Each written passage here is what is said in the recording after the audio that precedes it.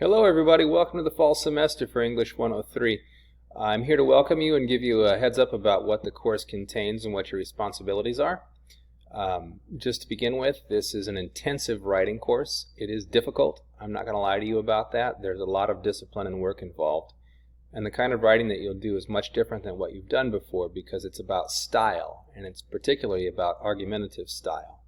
The class is designed for you to use argument and rhetoric to convince a reader that your opinion is correct about a particular issue. And everything we do in here is dedicated toward understanding how to use language and logic and emotion and credibility to create a convincing argument.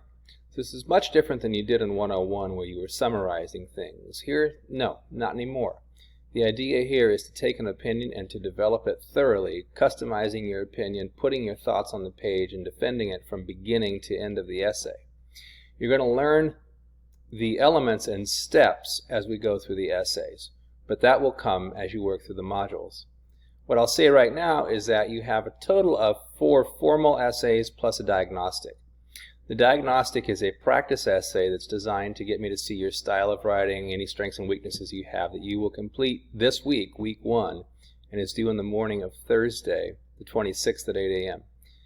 It's very important to get it done. If you don't, you will lose your spot in the course, and I will drop any student who does not submit it and add the students who do. I want to make sure at this point that everybody is focused and in for what the class contains, because this is the highest level of writing that you're ever going to do, and it's just not for the faint of heart. It's difficult, again. So I want to make that clear. When you're not working in the modules, you will probably be drafting your essays, and you need to count on working on the class probably 10 to 12 hours a week in order to be successful regardless of what's due. Alright, with that being said, your responsibility at this point is to go through the Start Here module and the Week 1 module to get a sense of the diagnostic and a little bit about the background of argumentation and structure. If you have any questions in the meantime, I'm always here to help you.